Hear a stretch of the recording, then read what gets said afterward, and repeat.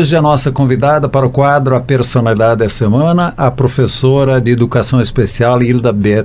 Recentemente se aposentou depois de 40 anos de trabalho junto à Escola Especializada Pequeno Polegar, da PAI de Marechal Cândido Rondon. Seja bem-vinda, professora. Muito obrigado por ter aceito o convite para essa entrevista para o quadro A Personalidade da Semana. Bom dia, seu Arthur. Eu que agradeço muito pelo convite. Eu de saída pergunto o que leva uma pessoa, seja do sexo masculino ou do feminino, a se formar em educação especial e se dedicar aos excepcionais. O que levou a professora Hilda Beth a se especializar nesta área, na educação especial de crianças excepcionais? A minha história começou desde a infância. Okay. Foi assim uma história longa. Pode contá-la. Na escola onde eu estudava, na linha Santos Dumont, era multisseriadas. Santos Dumont e Porto Mendes. Porto Mendes. Certo. E assim, entre nós, alunos, tinha um menino que não conseguia aprender. Eu vi naquilo assim, mas deve ter algum método, alguma coisa diferente para ele entender. O que nós aprendíamos, ele não conseguia. Por que será? E aquilo ficou até... Assim, partiu de mim, né? Até um dia eu ofereci para ele, se ele viesse com a leitura, o questionário, aquela época, né? A gente tinha que decorar, assim, pronta, eu ia dar um pouco do meu lanche para ele, porque na época a gente levava o lanche, isso, né? Não tinha lanche na escola. Exato, não tinha merenda escolar. Não tinha. E assim foi ficando dentro de mim. Daí eu vim para Marechal.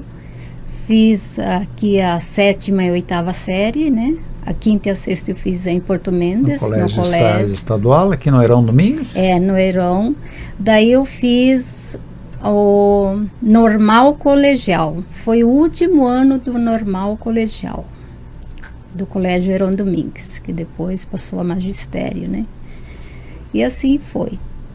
Daí, quando eu estava trabalhando numa malharia da Dona Iris, a professora Vinilda me procurou.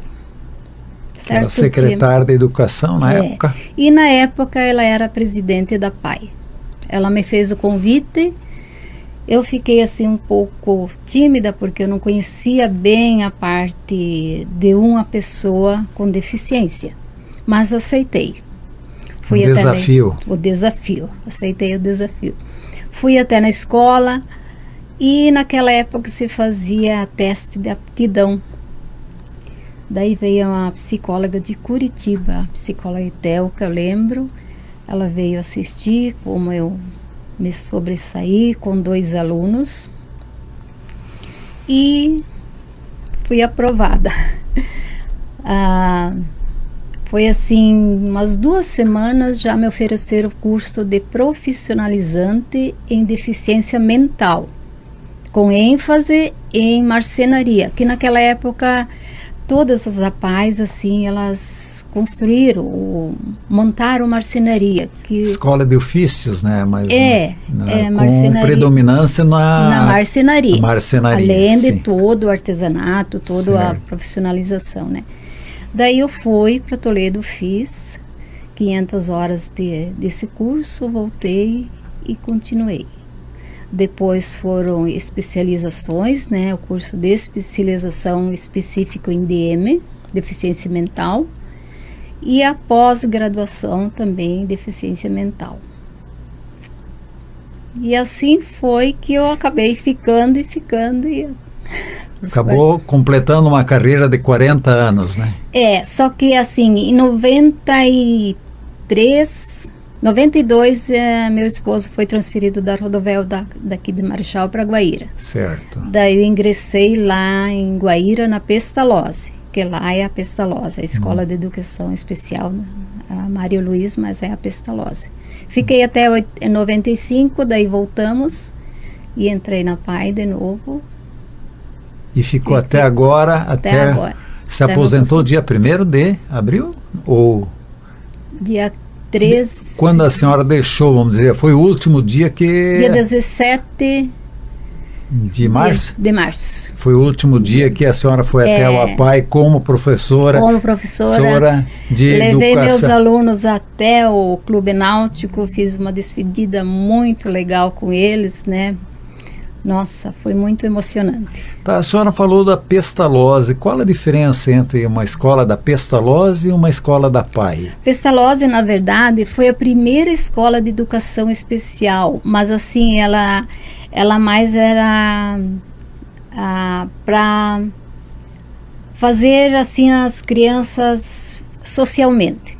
Era uma escola em que... Uma integração social sem olhar ao lado da educação. Educativa, isso. Uhum. E o seu John Ehring é um sueco, Pestalozzi, sobrenome dele era Pestalozzi, né? Uhum. E aqui em Niterói, foi em 48, a Maria Helena Antipoff que iniciou a escola da Pestalozzi em Niterói.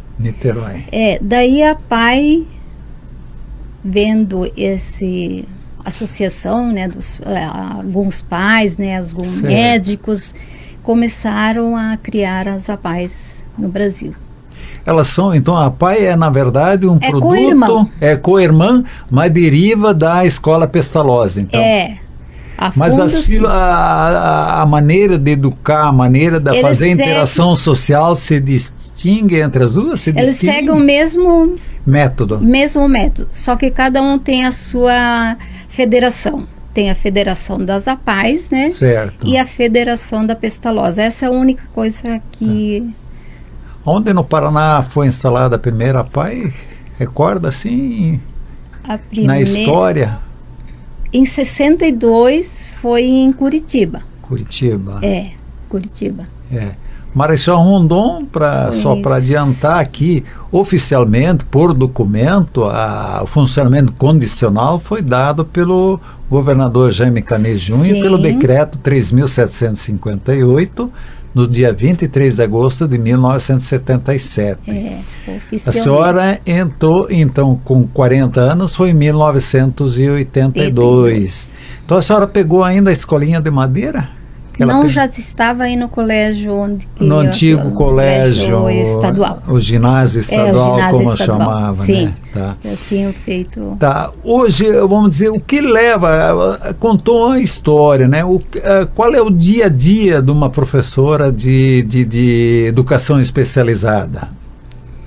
O dia a dia, a paciência. É a tônica. E o empenho, procurar inovar todo dia, porque cada aluno é uma maneira diferente de aprender. São universos diferentes, né? Universos humanos totalmente distintos um do outro. Pesquisa é um trabalho assim muito grande.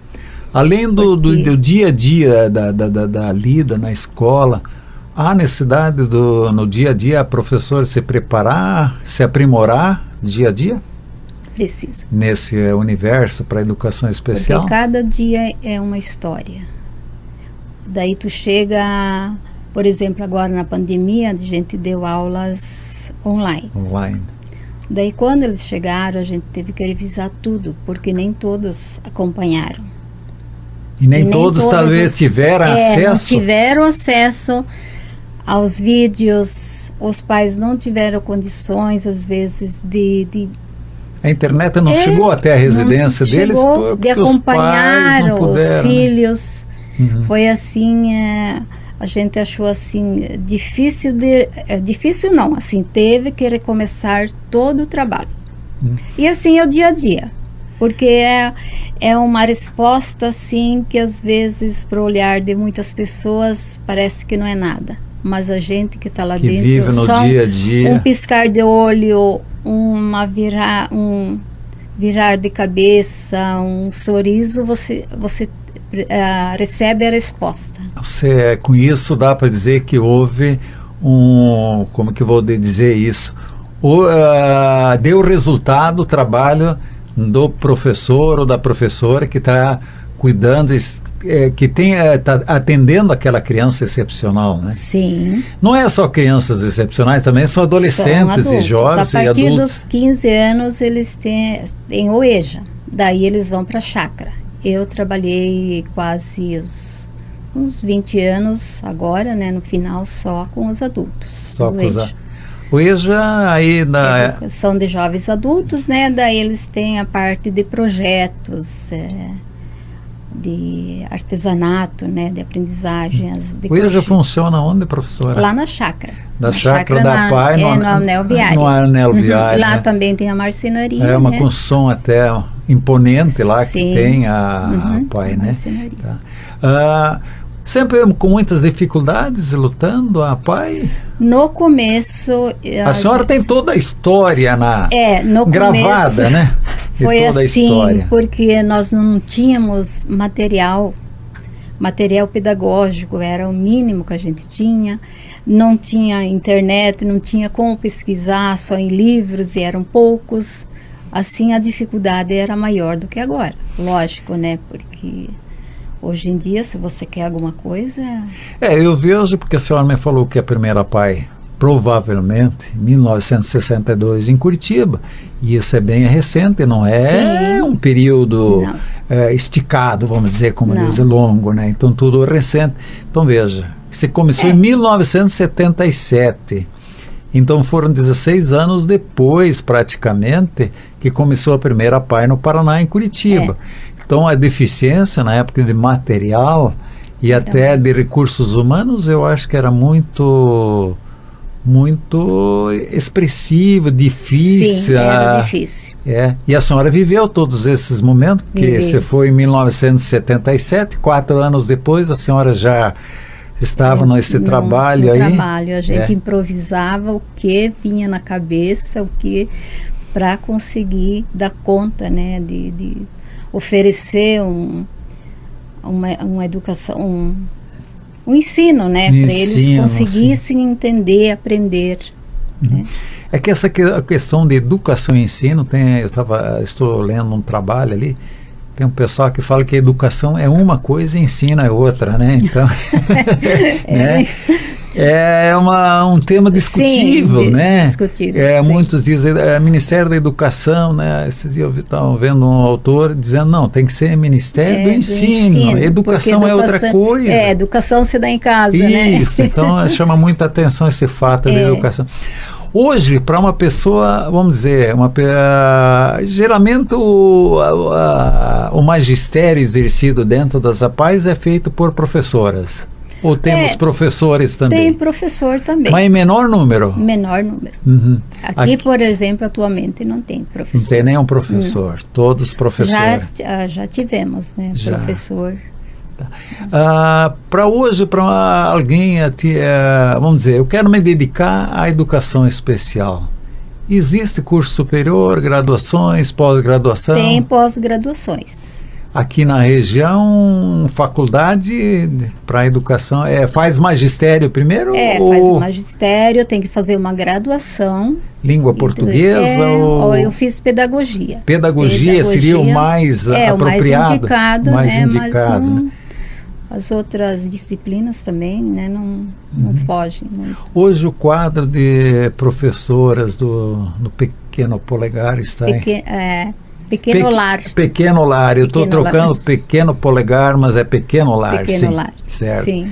Quadro muito grande de professoras? Nós somos em 11. Em 11 professoras, né? Professoras. E quantos alunos? 115. Clientela escolar excepcional, né? 115. Atende os municípios de toda a região, né? Entre Rios, Pato Bargado, Nova Santa Rosa e Quatro Pontes. E esses alunos vêm vêm com transporte. Transporte escolar? Do município. Veículos especiais para transporte excepcionais? Eu acho que só pelo que eu tenho, assim, ideia é Pato Bragado que tem o ônibus adaptado. Adaptado já. Agora vamos voltar lá a 1982. Como é que os pais traziam as crianças para o... Cada um trazia... Às vezes vinha a pé? Sim, a pé. Porque na época a gente atendia mais só da cidade, né? Não tinha assim de fora. E se viesse de fora, daí os pais traziam. Não tinha transporte escolar, né? Não tinha. Hoje muita criança excepcional na área rural? Tem. Tem. É claro, é evidente que hoje a população da cidade é bem superior, né, em cifra de moradores da cidade em relação ao campo, né? Até uma pergunta meio esquisita, né, a gente formalizar, né? Mas eu tinha interesse em saber quanto a questão das crianças excepcionais no campo, né? Há uma diferenciação entre de famílias em relação aos excepcionais da cidade e o pessoal do campo? Eu vejo assim que do campo eles vêm com mais assim interesse em trabalhar, por exemplo, na horta. Eles têm essa visão melhor, que nós temos a horta também, né, na PAI. E eles gostam de atuar nessa... Mas assim, outra área não, assim, não tem... Hoje o excepcional, vamos dizer, como força de trabalho, social não, digo, vamos dizer, emprego em indústrias, existe essa possibilidade? Existe. Nós temos alunos que faz anos que estão... Empregados, porque cada 200 funcionários, né, por lei, é 2% para o excepcional. Mas isso não quer dizer que é só deficiente mental. Certo. Abrange todo, deficiente visual, auditivo e físico também. Isso é um esclarecimento importante, né? Excepcional, o pessoal coloca, talvez numa situação só, mas a senhora está esclarecendo deficiência auditiva, deficiência visual e motora, né? E mental. Eu não desconhecia essa legislação. Múltiplas deficiências também pode ter. Múltiplas deficiências, né? Tá.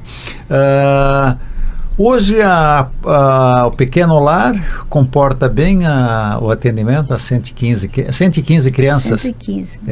Estrutura está boa? Muito boa.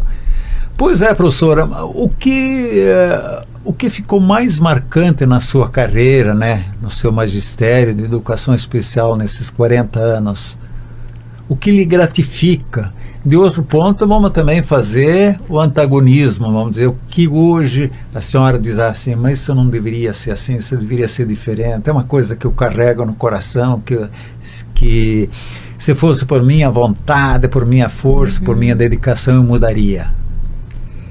Assim, mudaria, acho que não tem como mudar, né, porque a gente vem se aperfeiçoando todo ano. Certo. E assim, eu fui também coordenadora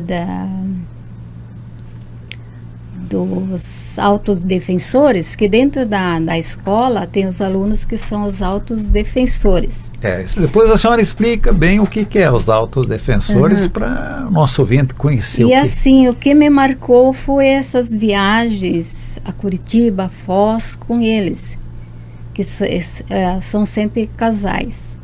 E daí eu fui representar aqui a microrregião oeste, com os alunos, um de Assis e a moça de Toledo. E assim, o potencial deles de elaborar uma reunião, de reivindicar as coisas para escolas, foi assim que me marcou, sabe? Eu sempre falo assim, até falava para as mães quando eu acompanhava nas empresas, que uma época a gente que fazia esse acompanhamento, eles têm potencial, eles têm capacidade, só que não tem oportunidade às vezes para eles. Para poder ser... porque cada um tem seu ritmo e a sociedade tem que entender isso. Né? E às vezes a sociedade não entende que cada pessoa é diferente.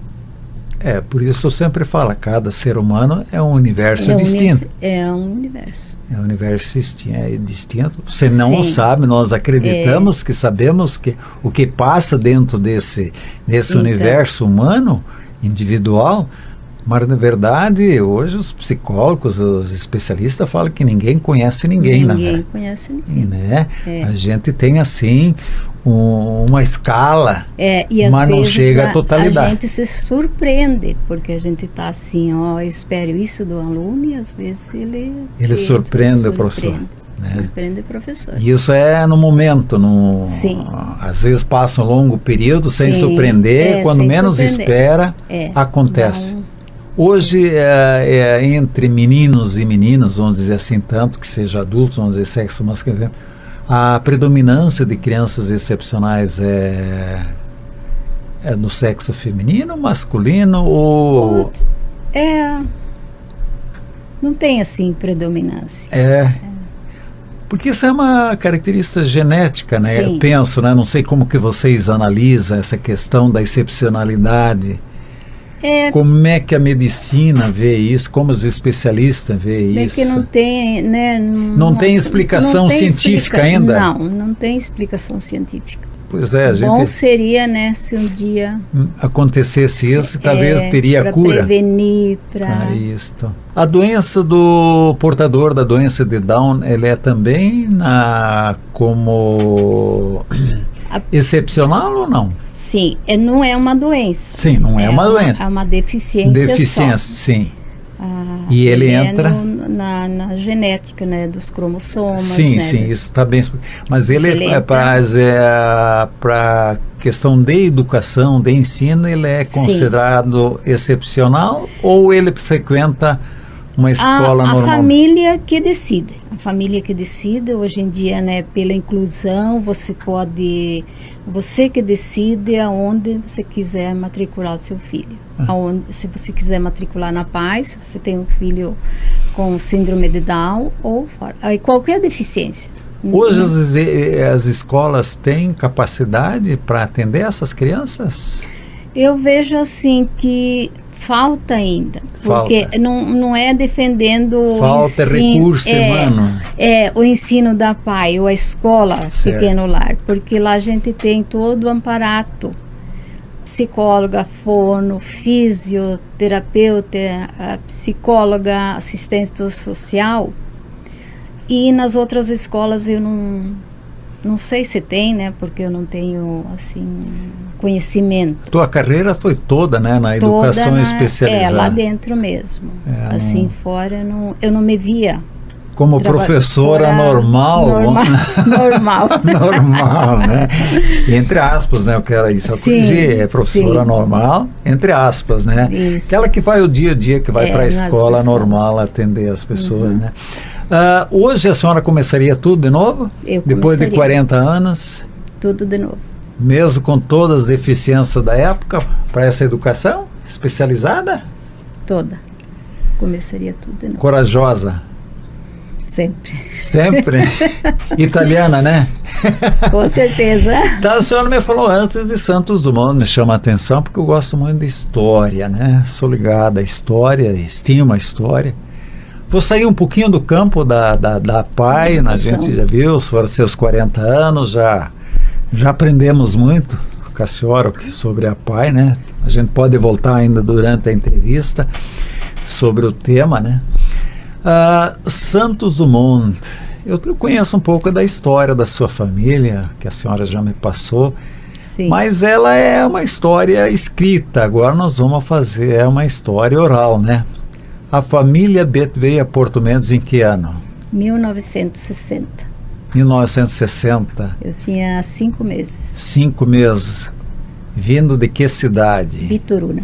Bituruna. Paraná. E como a família Beth chegou a Bituruna? Eles vieram de Iretim, meu pai. Certo. Na época eles eram solteiros, né? Vieram até Bituruna e de Bituruna daí, na época de política, né? Certo. E daí não deu certo lá as campanhas políticas? Não. E daí vieram para cá. Meu pai com 4 irmãos. 1900, bem corajosa. Eu era a 6ª filha. 6ª filha. A mais velha tinha 12 anos. Todas mulheres da... Não, nós somos em 7, uma já é falecida, né? E 2 irmãos. E 2 irmãos, 5 irmãs e 2 irmãos, não, então. 7 irmãs e 2 irmãos. 9 filhos. 9 filhos. Tá, usou o nome dos seus tios, só pra gente... O tio mais velho é o tio João. Falecido já? Falecido, era pai da professora lá da linha. Que ela foi, até se aposentar, ela trabalhou lá, a Adélia. Uhum. Daí tem o tio Luiz, que morava com a gente. Ele era solteiro, veio solteiro de Bituruna, e ele escolheu o pai, a família do meu pai, para morar. Daí disse que a nona falou assim para minha mãe: a Verônica, você cuida do Luiz até ele morrer. E isso a mãe sempre fez. Sempre fez e nunca reclamou. A vida toda. E o tio Luiz, assim, para nós foi o segundo pai. Porque eu lembro, meu pai é quintino, à noite meu pai fazia polenta e ele ficava contando história para nós. Entretia as crianças? Sim. Enquanto o pai preparava a polenta e a mãe preparava o restante da janta. Sim. E ele se entretia com as crianças. E daí tem o tio Avelino e o tio José, todos falecidos. Todos falecidos? Todos. No cemitério, corpos sepultados em Porto Mendes. Em Porto Mendes. Hoje, dos seus irmãos, você disse que o mais velho é falecido? Não, a segunda mais velha. A segunda mais velha, né? Falecida. Algum dos irmãos morando fora de Marechal Rondon? Sim, tem a mais velha que mora em Curitiba, que foi indenizada pela Itaipu, né? Aquela ilha, uma parte era do meu cunhado, lá de Porto Mendes. Aquela ilha lá? Que queimou esses dias passados, era a propriedade? É a propriedade dele. Daí eles foram para Paranaíta, de Paranaíta voltaram para Curitiba. Curitiba, né? Muita gente foi para Paranaíta, que saiu da região aí, indenizado pela Itaipu. Bastante, que foi um grupo para lá, né? Daí, e chegando lá, daí o banco tinha trancado o financiamento para destoca. Aí ficaram numa situação difícil. Com 2 crianças, daí como a irmã dele já morava em Curitiba, daí voltaram. A única irmã, que saiu de Marechal Rondon? Não, tem 2, tem uma em Aral Moreira. Aral Moreira aí perto de Ponta Porã? Isso. Uhum. Meu irmão está em Bela Vista, no Paraguai, para 200 quilômetros para lá de Ponta Porã.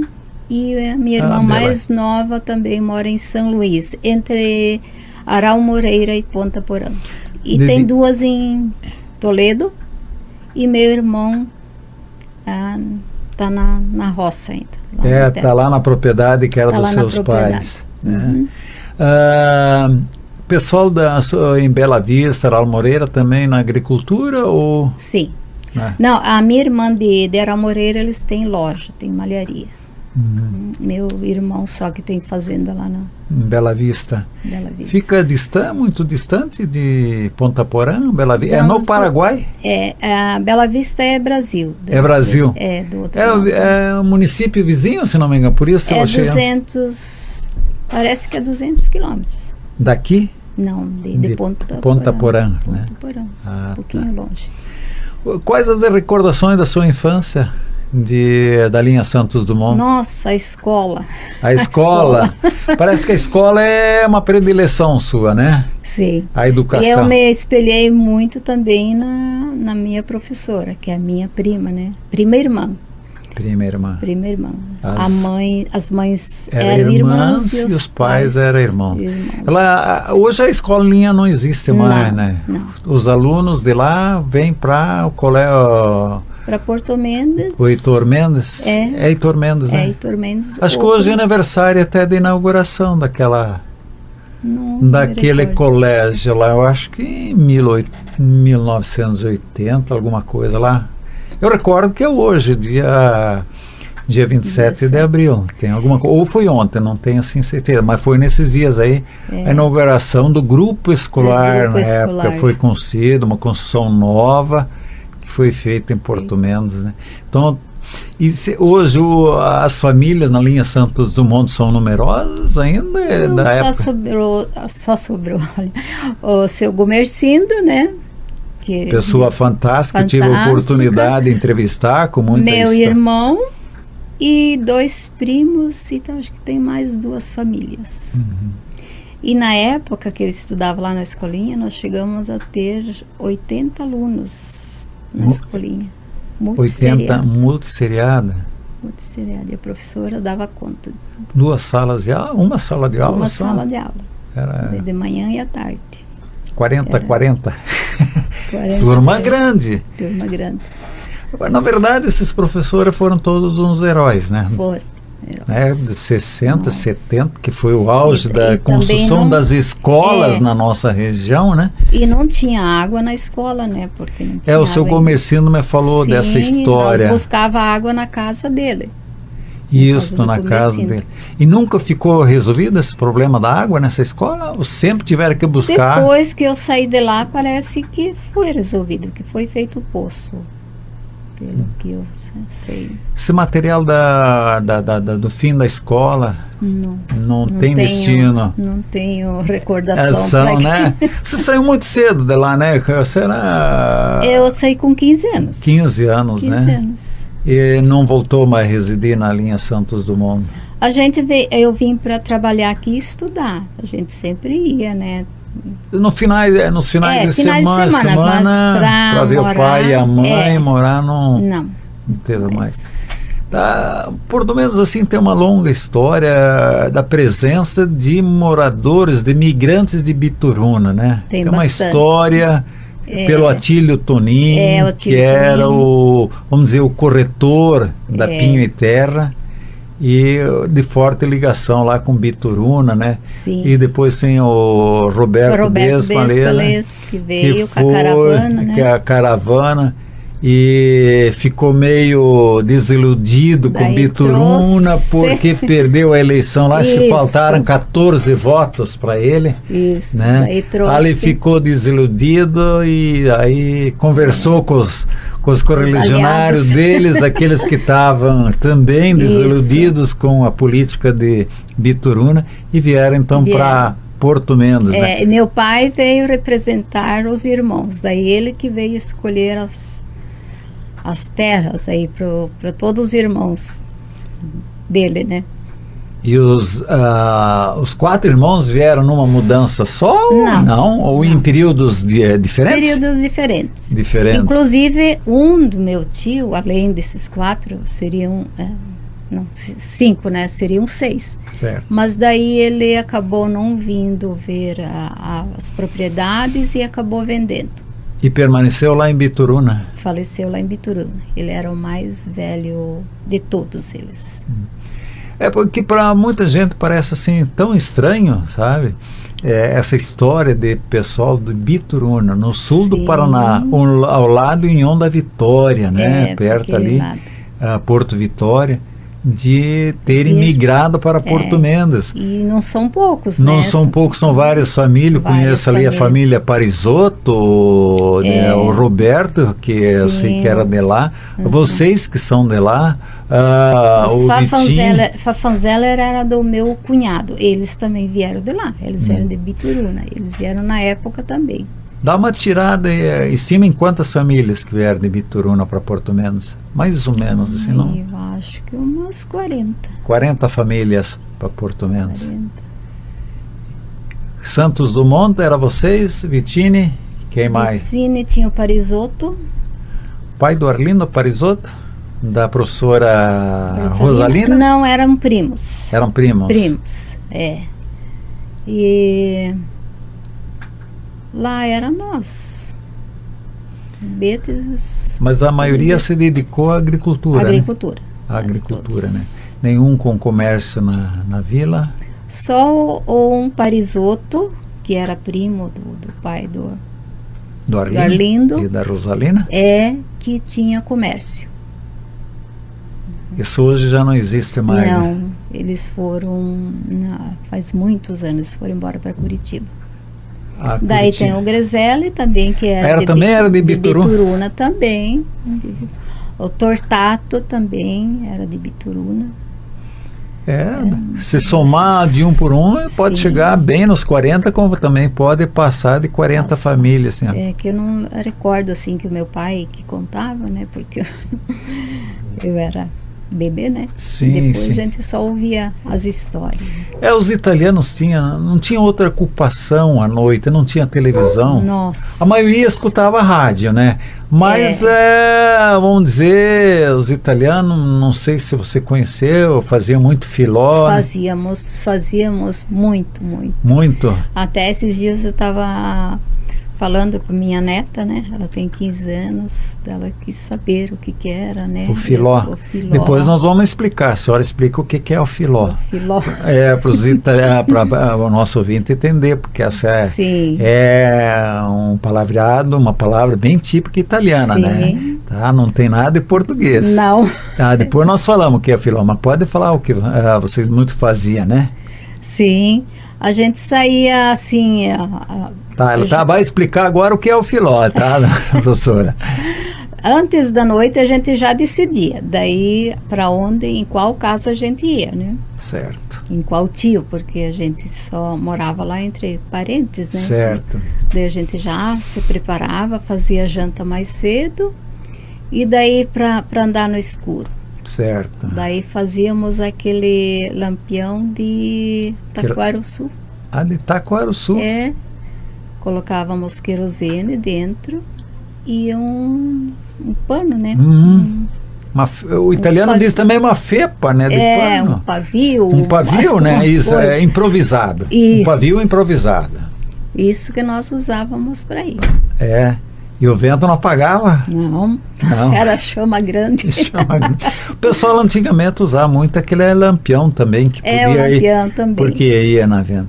Tá aí, a conversa rodava sobre que assunto? Ou sobre todos os assuntos? Todos os assuntos. Desde do dia, né? Da derrubada, da colheita, E voltava lá para Bituruna. Não escapava. Não Sempre escapava. Tinha um detalhe para recordar, para lembrar, né? Tá, eu vou pedir também, vou falar a palavra italiana, depois a senhora explica. Tinha muito grostoli? Tinha, crostoli tinha. Tinha. A mãe fazia muito. Explica também para o que era grostoli em italiano. Grostoli é a calça virada que a gente conhece hoje em dia. Conhece hoje, né? Sim, grostoli. Rolava muito vinho? Vinho também, meu pai fabricava vinho. Italiano não fica sem fabricar vinho, não fica sem vinho. Tinha casa com porão, tinha as pipas. E a gente fazia. Muito vinho. Muito vinho só para consumo próprio? Só para consumo, assim. Só para consumo mas tinha próprio? Tinha para o ano todo. Ano todo, né? Depois o pai foi cansando, né? Daí foi destruído. O pai e o tio também faziam aquele fumo de corda. Certo. Nós ajudávamos a plantava tabaco. Tabaco. Para o consumo deles. Para o consumo deles, né? Tá, italiano não fica sem vinho? Sem salame e sem queijo? Sem queijo. Também fazia os Fazíamos. Colocava no porão. No porão, né? Criava aquela casca branca, o salame de picar e só fazia de carne de suíno o salame? Só de Porque o italiano não faz salame, não sei hoje os italianos daqui, mas dentro do princípio italiano não se emprega carne de gado no fabrico de salame, só faz salame com carne de porco. Meu falecido sogro era italiano de primeira geração no Brasil, de imigrante. Sim. Ele não admitia que alguém fizesse salame com carne de gado bovino, né? Tinha que ser somente de suíno, né? Olha só. Né? Não admitia, diz que isso não... nós também, a princípio, né? A gente... E a mãe também costurava para os alieves, calças, daí dava em troco de algum, assim, café, açúcar a gente fazia, né? A cana de açúcar, nós tínhamos engenho, daí a gente se reunia quando fazia melado, a gente fazia para todos, né? Daí para as 4 famílias? Daí todo mundo ia ajudar naquele dia. Era assim tudo e... Que na verdade era um motivo de festa, de muita alegria, principalmente para as crianças. Sim, e quando fazíamos aquela chimia de laranja, à noite antes, era para preparar as laranjas, né? Daí se reunia tudo numa casa para descascar, Descasca a para laranja. cortar, para no outro dia fazer. As primeiras laranjas vocês pegaram? Recorda? O pai ia buscar lá na fazenda Elisiária. Elisiário, que do nosso amigo Valiati? É, No Severino Severino Valiati. Chegou a conhecer lá o Laranjal? Não, Não. eu não. Aham. Então era 4 latas de chimia para os quatro famílias Beta. Outra família. Muito bem. A senhora tem uma predileção e que eu vejo assim, acompanha a senhora tem uma predileção pelos finais da tarde. A senhora todo dia quase posta na sua página do Facebook uma fotografia que a senhora faz do final da tarde no interior do município de Marechal Rondon ou da cidade. Onde que surgiu algum misticismo atrás disso, o que eu vou dizer? Algum encantamento pelo fim da tarde, professora? Sim, aqui ali onde que a gente mora, aqui em Marechal, a gente tem uma horta, né? Certo. Uma hortinha. E antes da noite eu gosto de olhar as plantas. E daí eu fui percebendo aquele entardecer. Maravilhoso. Maravilhoso. E nossa, eu amo fazer isso. Eu vejo que a senhora posta cada dia uma imagem, ou a cada 2 dias, uma melhor que a outra, sim, né? E temos entardecer de cores fantásticas, né? Nossa, é só observar assim que às vezes eu passava despercebida disso, mas é um encanto. Fim de tarde cromática, né? Porque há uma mescla de cores, né? É muito fantástico. E quando que nós tivemos aí a presença das cinzas na estratosfera na explosão do vulcão lá no Pacífico, né? Quando as cinzas chegaram na estratosfera e vieram aqui, os entardeceres eram super maravilhosos, né? Eu assim me encanto disso e também voltando lá para por madeira. Por madeira. Madeira assim se eu vejo, eu já imagino alguma coisa. Isso eu acho que vem do pai, porque o pai era assim muito detalhista, ele adorava fazer coisas assim de madeira, fabricar. E assim eu vejo uma beleza enorme. Por isso eu vejo que a senhora se dedicou tanto tempo na PAI à marcenaria. Também. Pelo fato da sua ligação, do seu apreço. Nos mínimos detalhes, assim. Apreço à madeira. Das cores. Nossa, é fantástico. E a senhora sabe hoje distinguir qual é a madeira, de que espécie é? Mais ou menos. Mais ou menos? Vamos dizer assim, na marcenaria da PAI emprega que madeira, preferencialmente pinos? Não, é mais o compensado. Compensado. E antes, no começo? É pinos. Pinos? Mais pinos. Só que é mais fácil de trabalhar, né? Para a criança que está excepcional trabalhar isso. O MDF, né? Agora. MDF, né? Ficou tudo mais fácil, né? Ficou. E é um material reciclado, né? Que não se joga na natureza, né? Que dá para você aproveitar em todos os detalhes, né? Sim.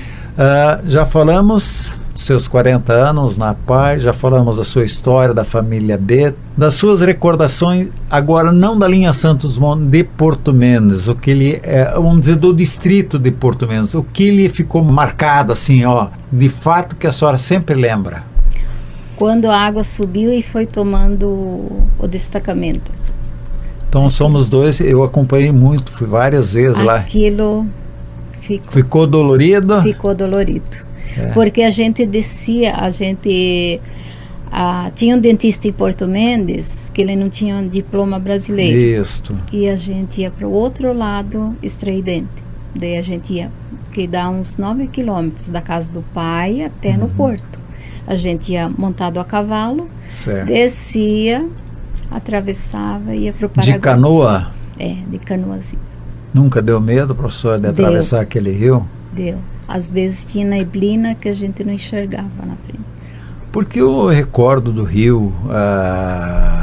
Era o seu Benítez, o seu Gambá. Benítez, Clementino Benítez foi meu amigo, hoje não está mais entre nós, formidável. Era Ele que fazia a travessia, né? Ele que fazia a travessia. Ele É cunhado do falecido professor Severiano Lopes, né? Severiano Lopes. Não sei, tem algum filho do Clementino morando em Porto Mendes? Bem, o senhor está tanto tempo por fora, né? Não sabia Aqui tem. Aqui não sabia que era o Clementino ainda que fazia a travessia. Ele fazia. Conheci muito o Clementino na época que era árbitro de futebol, né? Sim, ele era ligado muito. Mas não sabia que ele fazia essa travessia. Daí quando a água foi subindo, aquilo parece que foi engolindo. Aquilo foi... Eu tenho assim três momentos que eu recordo, né? Quando vi o rio na formação do lago, o rio, as águas começando a invadir, a primeira vez que eu fui ver, me parecia que estava enchente do rio Paraná, que eu tinha visto em tempos, em anos anteriores, em épocas diferentes. Parecia só uma cheia do rio Paraná. Só que a água não se movimentava mais, né? Era uma água estática, né? Estava parada, né? Depois já estava na metade, né? Aí depois, a última vez que fui ver, ele já estava um pouco chegando no teto do antigo destacamento, que não foi nada mais do que o escritório da Mate Laranjeira, né, do Porto. Porto Mendes Gonçalves. Porto Mendes. Esta é o detalhe que muitas vezes a gente tem. E eu aprendi isso há pouco tempo em história. Na verdade, o Porto Mendes, o antigo Porto, era Porto Mendes Gonçalves, o nome. Isso foi passado por uma sobrinha do capitão Heitor. Diz, o nome lá correto era Porto Mendes Gonçalves, em homenagem ao tio do Heitor, que era Francisco Mendes Gonçalves. Por isso era Porto Mendes. Tem um detalhe em Porto Mendes que eu vejo assim e eu sinto. O pessoal fala muito da presença de ingleses. E eu não, na história, por documento, não existe essa presença. Até meu pai, eles falavam, né? Sim. Que achavam ferramentas, facões, foice, que era dos ingleses. Mas, na verdade, eles não sabiam de quem eram aquelas ferramentas. Quem tinha deixado no mato. Na verdade, ele teve os combates em parte da Revolução de 1924, da coluna Prestes, né?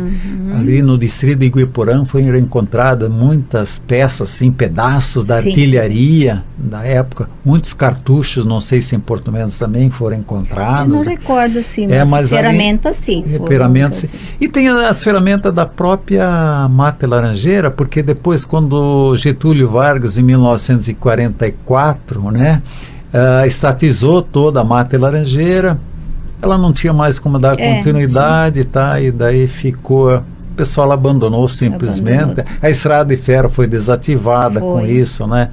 E daí ficou esse detalhe aí. Então, eu sempre me preocupo com esse detalhe, é muito forte essa coisa da presença dos ingleses em Porto Mendes. Na verdade, por documento e por registro do estudo da história, ingleses estavam instalados em Porto Britânia, por isso o nome Britânia, né? Mas em Porto Mendes foi o Alica, que era o Porto Artaza, e o Porto Mendes, que era de propriedade da Mendes Gonçalves, né?